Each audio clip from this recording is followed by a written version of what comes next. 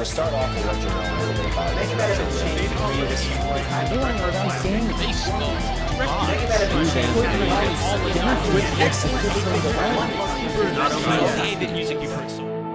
Welcome to RetroWare TV.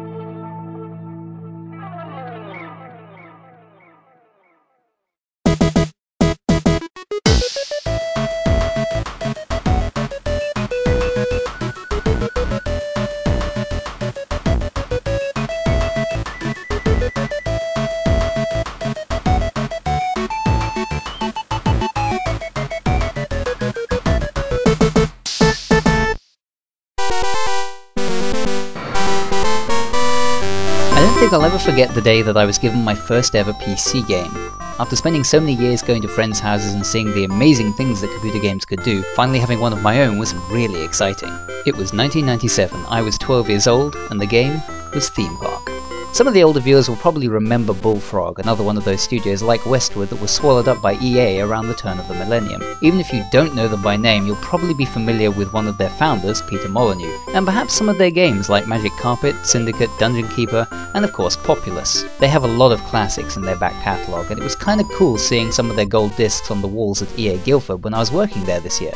I could spend a lot of time talking about all the great games that came out of Bullfrog, but for me the original Theme Park will always have a special place in my heart.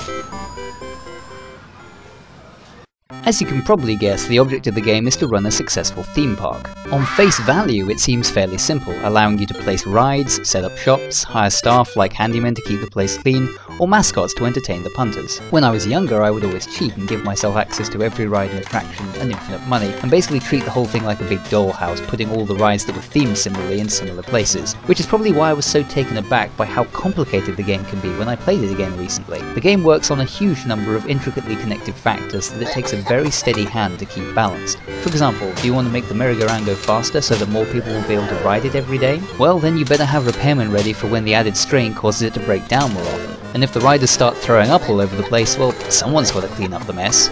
Putting too much salt in the fries might make the public less satisfied by their meal, but you'll start raking in the cash from sales of Poke-Cola. Pretty much everything in the game can be tweaked, from the prices of individual food and souvenir shops to the odds of winning at the different sideshows.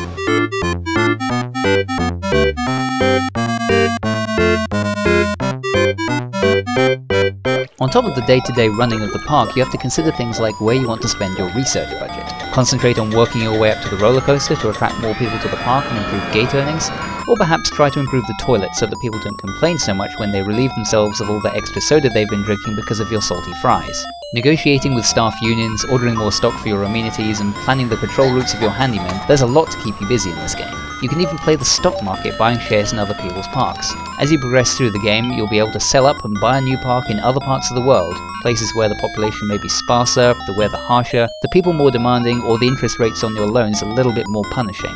Luckily, the advisor is there to provide helpful hints on what you should be doing, although it's hard to trust a man who jumps out of televisions and kidnaps whole families just to make them come to his theme park. Good day to you! Please don't be afraid. I'm the advisor, and I'm here to take you to a magical land. You first, lad.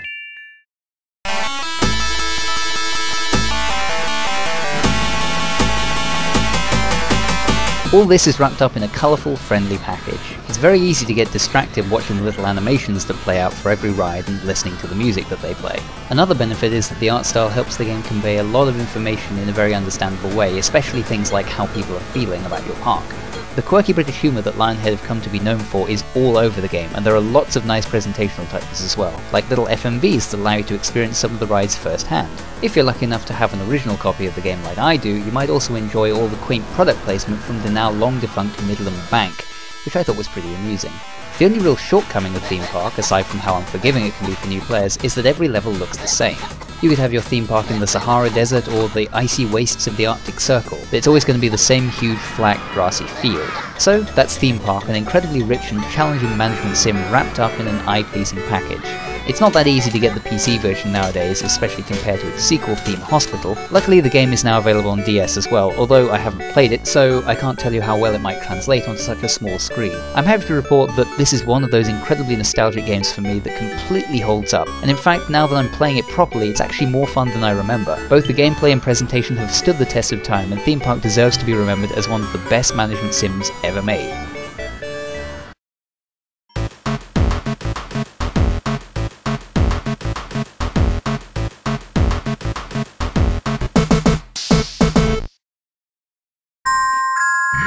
first, lad.